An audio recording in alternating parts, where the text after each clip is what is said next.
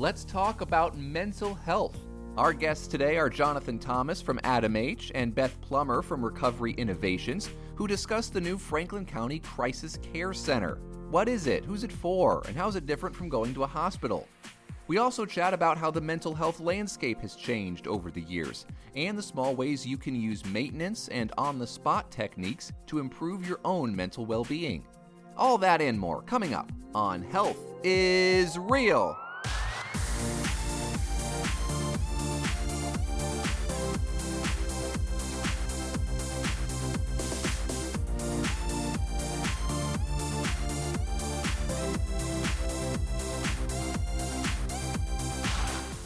Come on in, stay a while. Andrew Stinson here alongside Angela Ta. The name of the podcast is Health is Real from Franklin County Public Health. Coming to you today, as we often do, from Memorial Hall in downtown Columbus. Angela, how's it going today? Real good, Andrew. Thanks for asking. Well, I'm really excited today. We have two wonderful guests. We have Jonathan Thomas. He's the Chief Operating Officer from ADAMH, and Beth Plummer, Senior Director of Operations from Recovery Innovations. Jonathan, Beth, thank you so much for coming on the podcast today. Thank you for having us. Yeah, thank you. In sync, that was perfect. Love the unison. Absolutely. We didn't even plan that. And now, so for our listeners who may not know, tell us, Jonathan, a little bit about ADAMH and what you do. Yeah, I love that question. So ADAMH, it's an acronym. We are the Alcohol, Drug, and Mental Health Board of Franklin County. We are a sister agency to Franklin County Public Health, so thank you again for having us. I do like to point out that unlike a lot of the county organizations our residents are used to interacting with, ADAMH boards around the state are a little unique. There are 50 of us. So for all 88 counties, there are 50 different county boards. We happen to be a one-to-one relationship here because Franklin County is so large, but there are multi-county boards around the state. But we do not provide the mental health and addiction services. A lot of residents are used to going to county organizations for services. Here at Franklin County Public Health, you have services. The Franklin County Board of Developmental Disabilities has services. The ADAMH board instead functions as a planner, a funder, and an evaluator. So we're trying to create a safety net in the community. We look around to see what types of services aren't otherwise available. We used local levy that we have, and we're very fortunate to have the residents support our levy to then fund those services that aren't otherwise funded. So we're a payer of last resort. If someone's uninsured and shows up to one of our network providers needing care and can't pay for it, the provider bills the ADAMH board like an insurance company, and we pay for those services to ensure people get their needs met. That's awesome. Yeah, I didn't know that. How long has ADAMH been around for? That's an excellent question. Some of my colleagues would be mad at me for not knowing the answer. We were formed sometime, I believe, in the 70s is when the boards were created out of statute. And they've gone through different iterations. In some communities, they've had histories of different levies for mental health versus substance use disorders. Here in Franklin County, it's been a combined levy. We are currently operating on a 5-year levy. We'll likely be on the ballot this fall. So we hope anyone hearing this understands more about what we do and continues to support that levy. Yeah. But for decades, we've had a network of providers, over 30 organizations that we've been funding those services for. It's incredible. That's a long legacy for sure. Yes. So Beth, Recovery Innovations, right? You guys work in tandem. Can you tell us a little bit about what Recovery Innovations is, how you all work with ADAMH, and how you serve the public? Yes, thank you for asking. So Recovery Innovations is a national expert in crisis care. Recovery Innovations has been specializing in crisis care services for over 30 years and is in multiple states nationally. And we're really excited to be here. So ADAMH has basically raised the funds to build the new Franklin County Crisis Care Center and selected Recovery Innovations to run that center here in Columbus. So we're honored and privileged to be here. And essentially, we have taken crisis care and developed a model of sort of trauma-informed, nurturing environments for crisis care, as opposed to a more medical, sort of sterile environment for crisis care. So we specialize in sort of short-term services to stabilize folks who are in behavioral health crisis and then move them on to that next level of care, whatever that might be. Now, is Recovery Innovations anywhere else in the county, or are you specifically working with ADAMH? Like, would someone see your name somewhere else? That's a great question. We are specifically working with the Franklin County Crisis Care Center at this time here in Columbus. Amazing. And it's a brand new center. It just Brand opened new. up. Tell us a little bit more about it. Like, how did that come about, the care center? Yeah, I'll offer some background, and I know Beth will have a lot of great content to add. So the project for the Franklin County Crisis Care Center has been in development in various phases for almost 11 years now. Whoa. Wow. So going back to late 2014, here in Central Ohio, it was recognized that there was an issue where individuals were overwhelming emergency departments with behavioral health needs. They were spending a lot of time in those emergency departments, not getting the care they needed. We had high rates of hospitalizations and high rates of readmissions and long wait times to get into inpatient care. So ADAMH partnered with the Central Ohio Hospital Council and the Columbus Foundation and formed what was called the Psychiatric Crisis and Emergency System Task Force. That's a mouthful. We call it PCES for short. Okay. And basically brought together community partners and said, what's going on? Why are we seeing this? And what should we do about it? That's where the idea of this central hub came to be. And they basically said, we need one place where individuals in crisis can start, be stabilized, and then linked out to the next best point of care. So they talk about it as a hub and spoke model. It's a great idea. So then the ADAMH board formed a steering committee, and we brought together dozens of organizations and said, what does that hub need to look like in Franklin County? Every community is different. The existing infrastructure, what services are already available, vary widely across communities. And you want to make sure if you're creating a hub, it complements the rest of the system. Right. So we had to really do an environmental scan, look at what's there, where are these deficits. And that's when the design for the Franklin County Crisis Care Center was developed and came to fruition. We broke ground and we had a groundbreaking ceremony in February of 2023. The active construction work started in April of 23, and then we just had our ceremonial ribbon cutting on last Wednesday. It was a great event, had lots of support out there. We also had a community open house where we had hundreds of individuals come through and tour the facility. Amazing. And the program will be coming online later this summer. Wow. That's great. And kind of wild to see how far back the planning has gone. I mean, 11 years, like, you know, to someone out in the public, they just see this new building starting in February, but they don't even know that it's been years and years and years of planning for it. It's a lot of work, Tons. you know, for that long. Yeah. Amazing. And I will say, before I ask Beth to explain a bit about what the Crisis Care Center is and the different services that will be located, while I don't think anyone would say, let's plan to take 11 years. Sure. There's a lot of course. value that came from the process we took. Yeah. And part of that was bringing partners along. We've seen other communities try to establish crisis receiving centers or comparable programs to what we're introducing here in Central Ohio. And at times those programs fail, or at times a community doesn't embrace the program, or they run short on funding, or people say, not in my backyard, I don't want behavioral health services here. Yeah. We've had the exact opposite reaction. And I think it's because of that intentionality of bringing partners along. The ADAMH board didn't say, we've got the right idea and we're going to build it.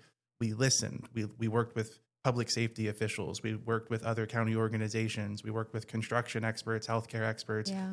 We brought in individuals with lived experiences, people who've been through crisis services, and said, what went well for you, what didn't? And if you could do it all over again, what would you want for the next person who needs services?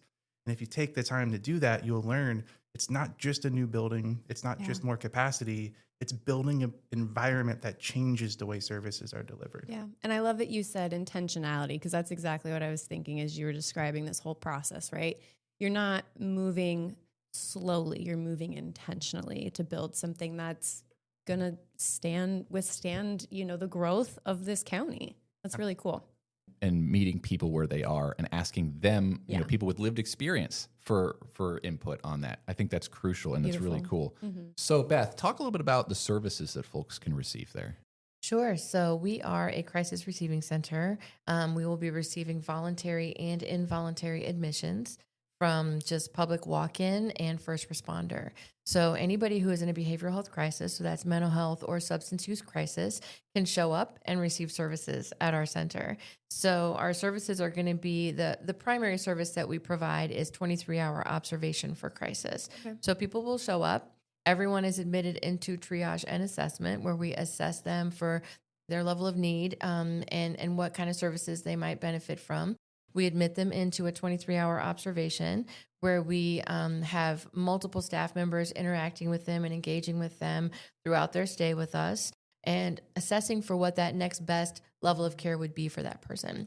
So oftentimes people can be stabilized while they're with us in that 23-hour observation period, and then released back out into the community with scheduled outpatient appointments, right? Maybe released back into the care of family members and have those outpatient appointments for behavioral health services scheduled for them in a care plan.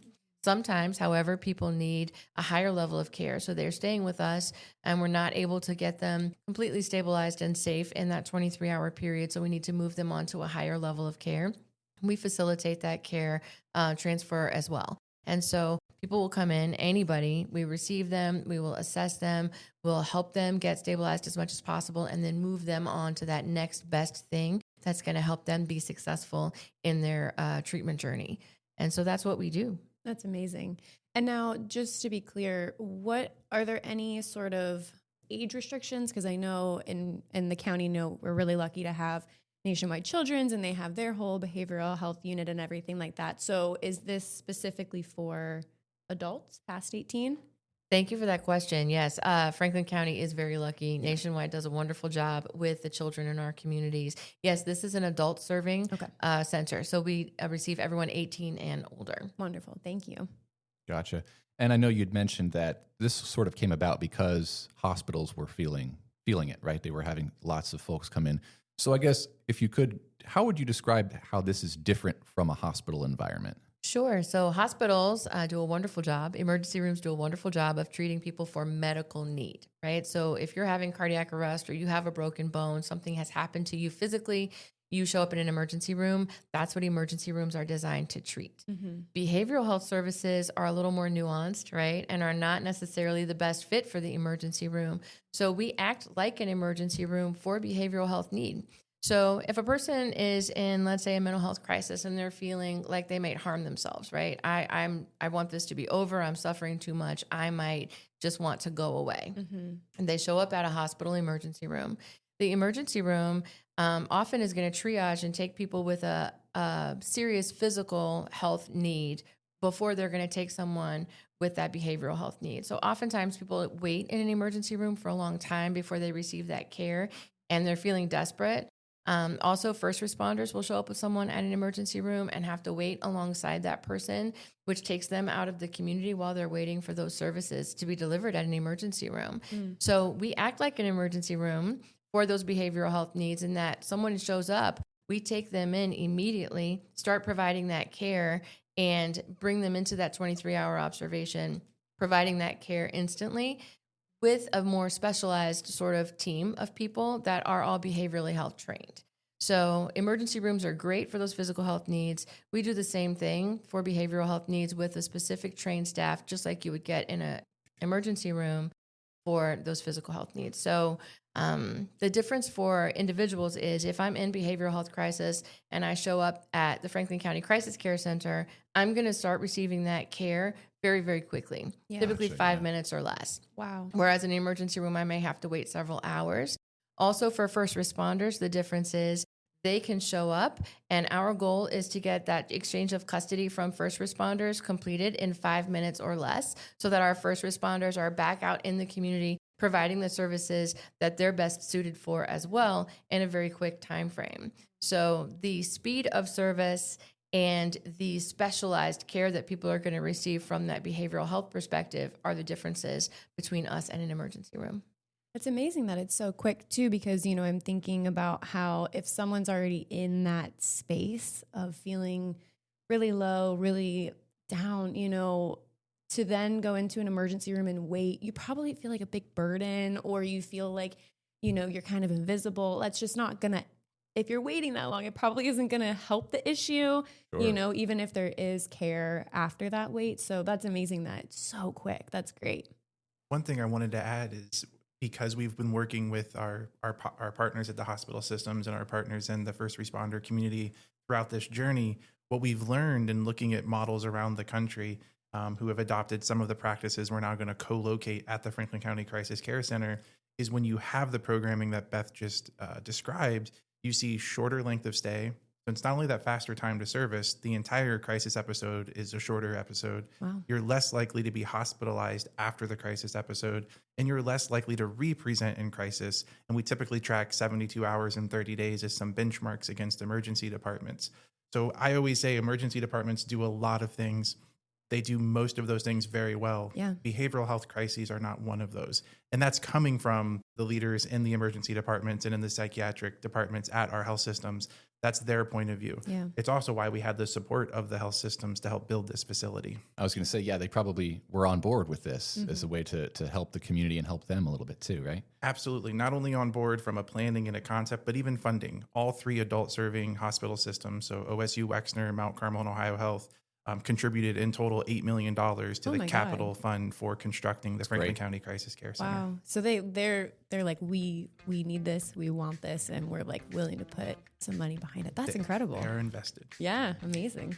Well, and they're being excellent partners along the way with planning how we move people on to that next level of care and get people into the crisis care center as well. So it's been a really wonderful relationship.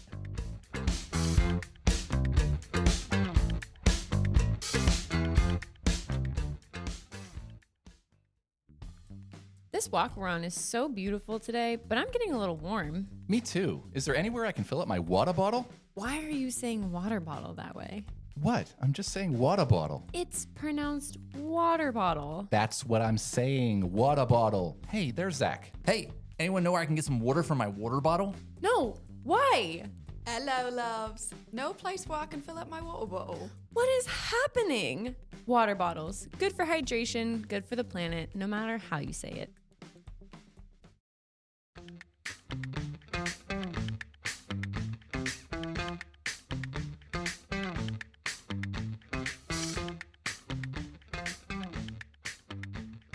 Now, taking a bit of a step back and thinking about mental health at large, how would you say the landscape of mental health has changed over the years? How long have you been in your current role, and like what's happened in that time? Yeah, so I've been with the ADAMH board for just over 10 years, and I've worked in other capacities with behavioral health throughout most of my career. I think one of the biggest difference has been increased awareness, and with that, decreased stigma. And that's been amazing, and I think it's been very good for the community. It's also increased demand for services. The more people are aware of these conditions, aware of the signs, aware of the resources, and there's less stigma that prevents people from seeking care, you now have more people showing up demanding these resources. The other thing that has changed, and we've been monitoring it very closely, is the overall prevalence. Again, kind of putting together awareness and stigma reduction, as well as just the environment people live in. We're seeing increases in needs. The overall prevalence rates right now in our community, we estimate that about 35% of residents will experience in any given year a need for mental health or addiction services. We've recently published a new needs assessment. People can find it on ADAMH's website, adamhfranklin.org, and you'll see drill downs into different demographics and areas of needs. But that degree of need, it's great that people recognize and are seeking it. Now it's up to ADAMH boards and community providers and other funders to ensure we create the capacity to meet those needs. Beth, do you have anything in your experience about how mental health landscape has changed? Sure. So I kind of want to go way back a little. So, right, Sure. to the late 80s, early 90s, when we deinstitutionalized, right, behavioral health care. A lot of people were kind of released back into the population with little preparation or understanding of how to navigate the behavioral health systems. That was really good, right? Deinstitutionalizing gave people back their choice and some sort of agency about what to do, but also it increased the demand for services in the public. Through that process, we have also learned over the last years that we needed some changes in the public health systems for behavioral health care. Some of those changes are increasing outpatient service availability, which I know ADAMH has had a large part in doing here in Columbus, assessing the need for that and making those things happen. But also that crisis care specifically needed to be a more open, nurturing environment, which is definitely something that Recovery Innovations is bringing to the community in the new Franklin County Crisis Care Center. One of the things deinstitutionalization did as well, though, is because there was not a centralized way, a streamlined way to access crisis care services, right? That's why emergency departments began to get overutilized for that service. Part of that process gave people a little bit of fear about asking for help when they are in a behavioral health crisis, fear of what might happen to them if they show up at a hospital. Are they going to be, or they're having a behavioral health crisis in the community? Am I going to be arrested? Am I going to be sent to jail? Am I going to be hospitalized against my will? Those kinds of things. And so one of the things the Crisis Care Center is going to do for this community, I'm hoping that we can create some systemic change and reduce some of that fear about asking for help and increase the first responders' access to streamlined care as well, so that we can do better, faster care for folks in behavioral health crisis in our community. Alongside deinstitutionalization and destigmatization, right, we can increase the availability and the perception of what crisis care and behavioral health care can look like. That's awesome. I love it. So, I think mental health crisis, I feel like that is a topic that often comes up around the holidays, right? It's dark, it's cold, it's, some people are dealing with their families or lack thereof, right? And it can be a really hard time. So I think that is often a conversation around that time of year. But people have mental health crisis all the time. So what would you say, what are maybe some tips people can use to sort of monitor their own mental health and sort of check within themselves? How am I doing? Do I need help? What do I do? What would you say to someone who's trying to figure out how to navigate the mental landscape? Sure. One of the things that's really important is that we all maintain awareness of self, like you said, right? Just a daily kind of check in multiple times. How am I feeling? Yeah. Do I feel rushed? Do I feel down? Do I feel like I need a nap, right? What am I feeling? And then once we're aware of those things, learning what to do in order to maintain sort of stability in those ways. I say everyone needs sort of two types of techniques in their toolbox. We all need what I would call maintenance techniques. Maintenance techniques are things that we do every day, kind of on a schedule, that just keep us aware of ourselves and keep us more mentally healthy. Yeah. That can be exercise, right? Taking a walk. It can be meditation. It can be a certain time of day, a certain ritual that we have around making our coffee and sitting and drinking our coffee in the same place every day. Mm-hmm. So maintenance techniques are things that we use to keep ourselves in touch with ourselves and that keep us kind of grounded on a daily basis. The other things that can be maintenance techniques are regularly scheduled social activity, time to talk to people. Mm-hmm. Since COVID, right? The bad word. Yeah. Since COVID, we all have sort of isolated more. Yeah. And that's been pretty, it's had a negative effect on people's mental health. So having regularly scheduled social time and time to talk to someone else, friends and family, but also even maybe scheduled therapy once a week. Yeah. So time to talk every week is really important, as well as a maintenance technique. The second type of technique we need are what I call on-the-spot techniques. These are techniques you use when you catch yourself feeling very anxious or feeling very low, and you realize it, what can I do right now to make myself feel better? Those techniques can be breathing techniques. There are multiple out there that you can use. I have a favorite that they actually teach to Navy SEALs. It can be music, listening to a favorite song. Mm-hmm. It can be going outside in your bare feet and feeling the grass, right? It can be self-talk and telling yourself a certain mantra that you have, like everything is going to be okay. My sister jokes and she says the one that she learned was, they can't eat me. So no matter what's happening, they can't eat me. I'm going to make it through this. It's going to be okay. So something that you do on the spot that really helps you feel better in this moment. Mm-hmm. So everybody needs both those maintenance and those on the spot techniques in their pocket. I love the on the spot. I feel like I use those often. And my favorite is just like standing up and like stepping away from whatever it is and stretching. That's always my favorite. I don't know. It's just like it feels good in your body, but you're also using like, I'm being mindful about like my arms and kind of like bringing that back in. So that gives you more body awareness. Yes, absolutely. Or the power poses, right? If you Google the power poses, yes, those are great on the spot techniques as well. Yeah. I have 2 dogs, so taking some time to pet my dogs is a really good way to just improve my mental health in the short term. Just like, here I am. Love my dogs. I'm going to pet them, and it helps calm you and helps you feel better. So Absolutely. So something we like to ask a lot of our guests is kind of this magic wand question. It's really easy. And you don't have to think about it very hard. Basically, if you could wave a magic wand and change one thing related to public health, you have the power to do it all by yourself, and no one else can change it for you. You can do it by yourself. What would you do? And I guess, Jonathan, we'll start with you. Oh, no pressure. No pressure. Just a very manageable question. Easy. And my answer might seem equally as easy, but I just feel like it aligns to what I know our organization looks for every day, which is creating equitable access to care. Yeah. And it's meeting people where they're at. It's having options for people to access care in the way that best suits their needs, at the time they need it and the way they need it, and regardless of their ability to pay. So access, I think, is where it all starts. It's kind of why our organization exists, is to help create more of that access and ensure that.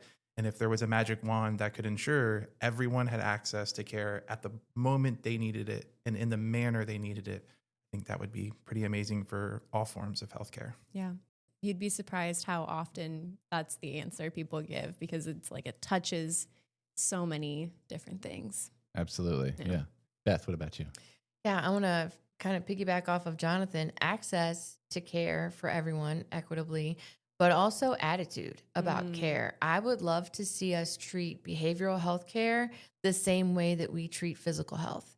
People are very good about going to their checkups for physical health, getting your teeth cleaned on a regular basis, doing all of the things to kind of maintain your physical health, but we don't treat our behavioral health care the same way. So I would love to see it treated and have the attitude of the same kind of maintenance appointments, right? Check-ins, and seeing that therapy can be just like going to a doctor for anything else. I would love to see it treated that way. That sounds awesome, and I totally agree. Before we let you go, I just wanted to open it up. Is there anything else that you would like our audience to know? Is there something that you want to be sure that they can take away from our conversation today? Yeah, I think with the focus being around crisis care and honestly listening to Beth's that the analogy between physical health care and behavioral health care, there's more parallels than I think people are aware of. And not only the types of needs, you have a primary care physician, you could have primary care for your behavioral health care, but also the resources we have, even just in the crisis continuum. You'll hear a lot of people who work in behavioral health talk about someone to call, someone to come, and somewhere to go. And that's how we think of what the crisis continuum really is. So we focus today more on the crisis care center, which is because it's an amazing resource being introduced to our community, setting not only a local, but likely a national standard. And we're extremely excited about that resource.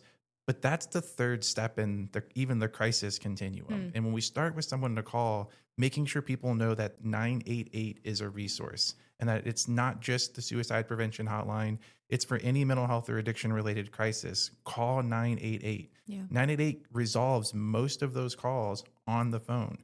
When they can't, they have the added capacity, and we have this resource here in Franklin County. They can work to dispatch a community mobile team. It's not law enforcement. It's not a first responder. It's a clinician and peer that come out, and they can add additional services and supports to that individual in need. And then ultimately, if that can't be resolved, that transportation can wind up at the crisis care center.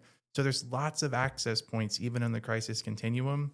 I think we've got a behavioral change we need to make in our community.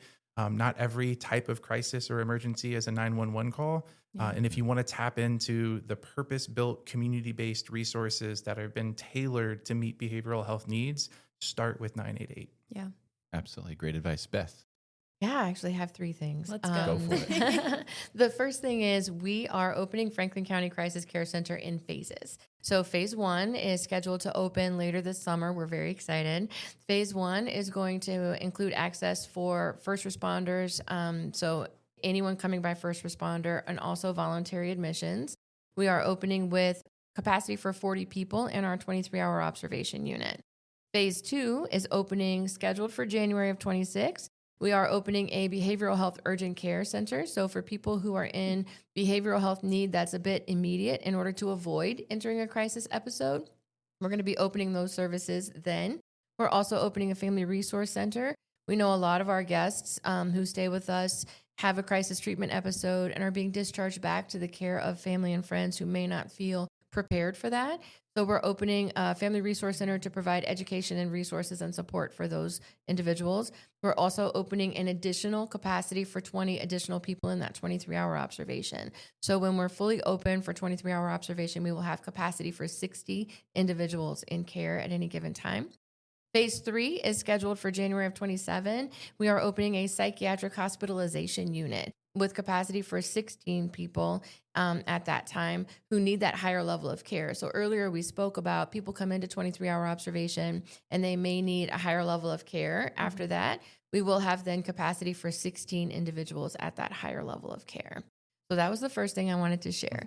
The second thing I wanted to share was thanks to ADAMH, everyone is available to receive services at our facility regardless of ability to pay. So anyone can show up and receive services. And so we're very accessible to everyone in the community. The third thing, which I think is really important, is all you have to do to receive care is show up. We don't need a referral. We don't need a call ahead. All you have to do is walk in the front door and we will provide services to you immediately. So we're very excited to be here, and we wanted the public to know anyone can show up at any time once we're open. That's wonderful. That's great. And I'm glad that our audience is able to hear that anyone can show up. Thank you so much, Jonathan Thomas, Chief Operating Officer from ADAMH, and Beth Plummer, Senior Director of Operations from Recovery Innovations. Thank you both so much for coming on the podcast today. Thank you for having me. us.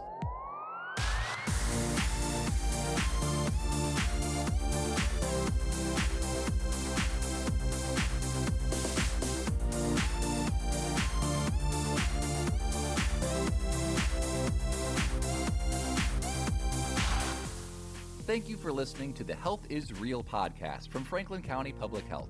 We want to hear from you. Let us know your thoughts at fcph@franklincountyohio.gov, and be sure to follow us on your favorite social media platforms.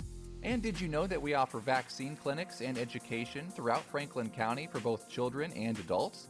Talk to a public health nurse to ask questions or schedule your vaccine appointment by calling us at 614-525-3719 or email shots@franklincountyohio.gov.